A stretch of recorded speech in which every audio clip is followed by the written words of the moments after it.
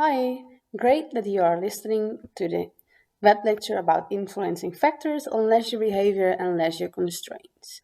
My name is Kaya, and today I would like to tell you a little bit more about those concepts. So, today we will look at factors influencing leisure behavior.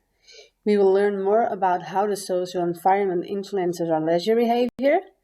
When you understand which social factors influences people's behavior, it provides valuable information for explaining that behavior, which can help with management and marketing strategies. The same goes for leisure constraint. What keeps people from participating in leisure activities? In this web lecture, we will discuss leisure as a social phenomenon, and we will talk about social factors that influence our behavior. In this web lecture, we will talk about social structural and social cultural factors influencing our behavior. We also make a distinction between micro, meso, and macro level. Next, we will discuss leisure constraints. Okay, how are we going to do that? First, I want to activate your knowledge. You already learned a lot the last weeks. Second, I will give an explanation of the concepts. You already heard some words I just said, so I will explain them. Moreover, I will explain social structural factors and social cultural factors, followed up by leisure constraints and what you need to do and what you need to read. Okay, so last week you already gained insight in the history of leisure, so you know how the leisure industry developed. Moreover, you gained insight in what leisure exactly is and maybe also what leisure not is, followed up by the serious leisure perspective from last week. So now you're able to explain your leisure activities and divide them in serious leisure, casual leisure, and project based leisure. So the next step is that you are able to explain why you do some of certain leisure activities. Why do you play soccer, or why do you like playing the guitar? So it's now the intention that you learn more about the influencing factors on leisure behavior and the leisure constraints. So what keeps you, for example, from climbing a mountain or reading a book, for example? Okay, so let me explain some background information of today's topics and some definitions of some concepts we will explain today. The first one is leisure as a social phenomenon. Western individuals regard their life as unique. It's their task to get the best out of it, to develop their talents, make themselves loved, and become happy. So we seem to have our life in our own hands. We are able to, for example, choose our own study and probably also who is going to be a life partner. But in many non Western cultures, it's not the same, especially in more traditional societies. Man is in the first place part of the community, and his goal in life is to serve the community as much as possible. Tradition and religion play an important role. The course of life is already fixed at birth, so education, your study, or even your life companion, it's already clear. Individual choices and self development are hardly mentioned. So these differences have many consequences for leisure behavior and leisure choosing leisure activities. The second one is sociology. It's the concept or yeah, where everything is come from, which we explained today. Sociology is the science that studies how different groups or people live together and how difference between and within societies can be explained. All difference between different societies can be categorized into social structural factors and cultural social cultural factors. Social structures refer to the framework that surrounds us and organizes us. It encompasses the relationships between people and groups, which stimulates and limits behavior. In our social environment, we fulfill different roles and tasks. This is also seen as structure and determines our daily agenda. Where structure mainly concerns the organization The form of social behavior, social cultural, is much more about what you would call the content. So, society is not only characterized by certain structure, but also by culture. Culture is about everything that man has produced. As you can see in the PowerPoint, culture is the whole set of values, norms, opinions, institutions, and tradition that characterize a society or culture. Mulder distinguishes between material and immaterial culture. By material culture elements, we mean tangible elements such as technology, literature, architecture, for example.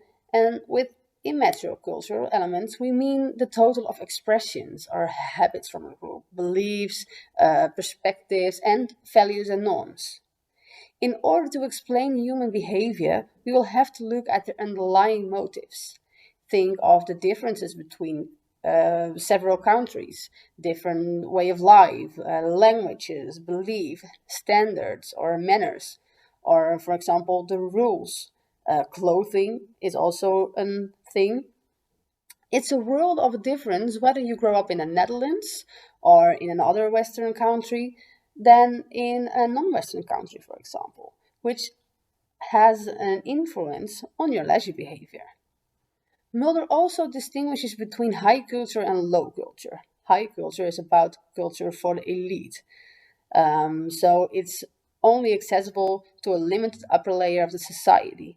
Lower culture is also described as popular culture, is also for the lower side of the society, which is more about TV program, pop concerts, and stuff like that.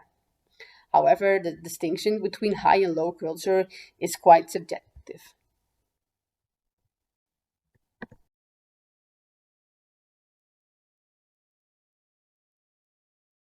So, when we want to gain insight in factors influencing our leisure behavior, we have to look at several levels. We have to look at the micro, meso, and macro level.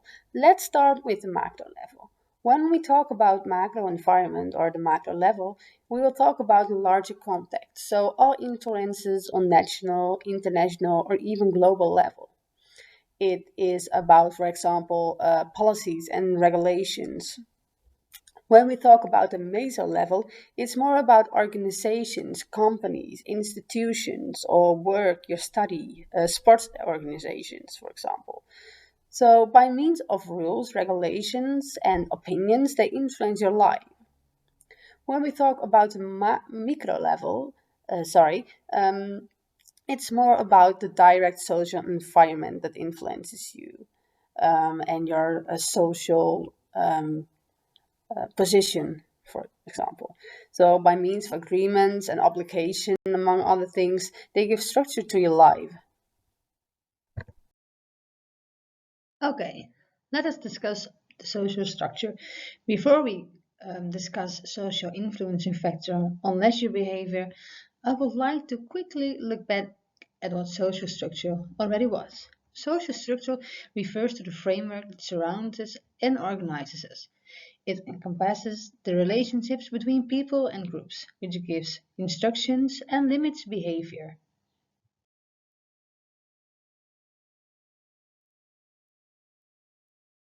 Okay, let's discuss the social structural factors influencing our leisure behavior. As stated before, we can divide social structural factors in macro, meso, and micro level. Let's start with macro level. If we talk about the macro level, we'll talk about social structural trends in a society which influences us. If we talk about the meso level, we talk about organizations, sectors, family, educational institutions, etc. That gives us, for example, certain limitations to things we can do. If we look at the micro level, it's also the level which is explained the most in literature, we are influenced by socio-economic positions. Moreover, capital. We are influenced by economic capital, cultural capital, or social capital, which can influence what we can do and what we can't do. Moreover, also competences like physical and aesthetic competences influencing our leisure behaviors. What exactly those things mean, you can look up in the literature and read by yourself.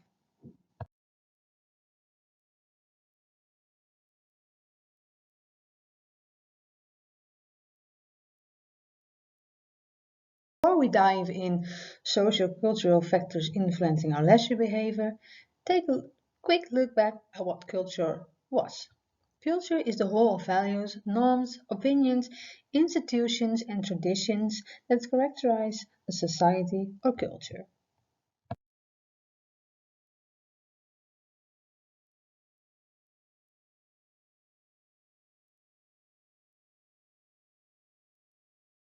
Let's talk about the socio-cultural factors influencing our leisure behavior. So, based on the slide we just spoken about, we can say that culture is something that binds a group together. Think of Western culture on macro level, corporate culture on major level, and your social environment at micro level. For example, some of us are part of the Dutch culture, but not all of us have exactly the same values, norms, views, and habits. Dutch culture, for example, has many subcultures. When we talk about a subculture, it's about a culture that in some parts differs from, but in other parts is the same as the whole society. Subcultures can be distinguished on demographic factors like age groups, for example, geographic factors like if we talk about the Netherlands, Limburgers or Frisians, um, psychographic factors, and behavioral characteristics. It depends on your reference groups or subcultures what your social codes, norms, and values are. When we talk about values, we will talk about what you find important in life, and if we talk about norms, we talk about the rules that go with it. A lot of behavior, including your leisure behavior, is therefore determined by culture. You adopt the behavioral patterns of the people you go along with through life. You also take over the lifestyle of your reference groups. Lifestyle is the Korean set of symbols, behaviors, and expressions that the members of a culture have in common. It's about learned behavior. So, when we talk about social cultural factors influencing our leisure behavior, we can say that we are influenced by social cultural trends in the society if we talk about macro level. If we talk about meso level, we'll talk about reference group or subcultures or media that is influencing our leisure behavior. And if we look at macro level, it's about lifestyles or religion, your point of view on the world, for example, your personality, attitudes, and other things that can influence our leisure behavior. I will not explain all those concepts because I would like to ask you to read the literature when you are done watching this web lecture.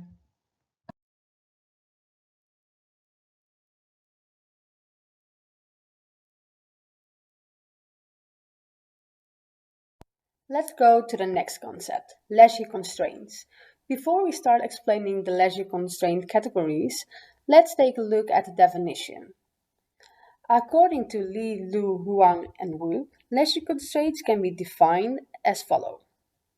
The factors, reason, that inhibits people's ability to participate in leisure activity, to spend more time doing so, to take advantage of leisure services, or to achieve a desired level of satisfaction. According to this statement, leisure constraints are the obstacles that people encounter when they decide to undertake leisure activities.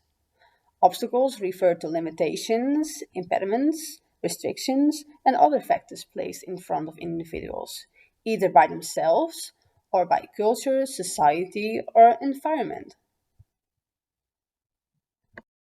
Well, why is it important to gain insight in leisure constraints concept?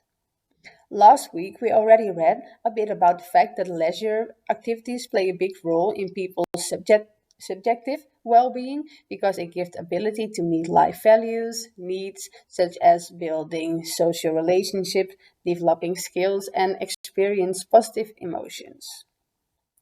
Well, it's a goal of a leisure manager to provide those opportunities. To make sure that there's a satisfying life experience. Therefore, it's necessary to recognize the constraints that prevent individuals from participating in leisure activities. According to Jackson, there are two types of leisure constraints: antecedent constraints and intervening constraints. Antecedent constraints influences your leisure preferences. These are psychological states of individuals and characteristics that include stress, lack of skills or motivation, religion, personality, depression, security concerns, for example. Those factors can influence a person's leisure preferences or behavior, but also, for example, the lack of knowledge is part of it. Intervening constraints are about the difference between your preference and the participation in a leisure activity. This refers, among other things, to the interaction or relationships between people and the result of those relations on your leisure behavior. This may sound a little complicated, but you can be constrained by family obligations, social networks that influences your preferences, or that you have nobody to go with you, or that nobody is interested in the same leisure activities, for example. You may also be hindered by external factors, for example, the lack of money, transport, information, leisure facilities, or transport. According to Eddington et al., there are 10 categories of leisure constraints. The first one is attitudinal, which are constraints that are about social and cultural norms and values. In some cultures, women take care of children and household and therefore do not have the ability to do leisure activities. The second one is communicative constraints, which are about not having enough information to make choices or having too much information, which could lead to the fact that you are overwhelmed with information and therefore are not able to make certain decisions. Consumptive constraints are related to not having a good work and leisure balance. So you need to leave time to undertake activities.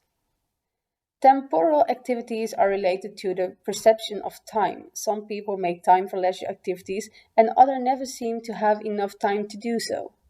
The fifth one, social cultural constraints, are constrained to social status. The sixth one, economic constraints, are, for example, about not having enough money to do a particular activity or finding activities too expensive. Health is about mobility, mental, and physical health issues, which can affect your choices. For example, if you are having mental problems or physical problems, you probably will not go climbing or play soccer. Experiential constraints are about we do make certain choices, for example, do experience we had in our life. If we have never done a certain activity, we are less likely to participate in that activity. So, more experiences would lead to a greater potential of undertaking leisure activities. So, and then leisure value and skills. If you think you cannot climb, it's likely that you won't. Moreover, sometimes leisure values and leisure possibilities do not match, so that there are no interesting activities for you. The last one, environmental constraints, prevent you from having access to facilities or resources. So maybe you do not have the transport or facilities are too far away, for example. Well, this was the web lecture of this week. What do you need to do? First, there are three literature components. Read those three, since I did explain the primary concepts, but for example, Page and Connell explain a little bit more. Then you also need to do two assignments. The first one is, of course, writing a summary, and the second one is describing which influencing factors are influencing your leisure life. Well, thank you for listening. Bye.